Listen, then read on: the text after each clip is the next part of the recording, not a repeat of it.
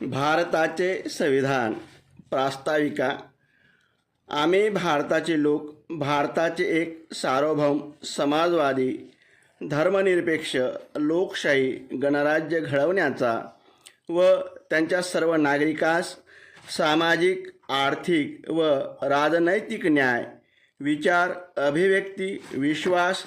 श्रद्धा व उपासना यांचे स्वातंत्र्य दर्जाची व संधीची समानता निश्चितपणे प्राप्त करून देण्याचा आणि त्या सर्वांमध्ये व्यक्तीची प्रतिष्ठा व राष्ट्राची एकता आणि एकात्मता यांचे आश्वासन देणारी बंधुता प्रवर्धित करण्याचा संकल्पपूर्वक निर्धार करून आमच्या संविधान सभेत आज दिनांक 26 नोव्हेंबर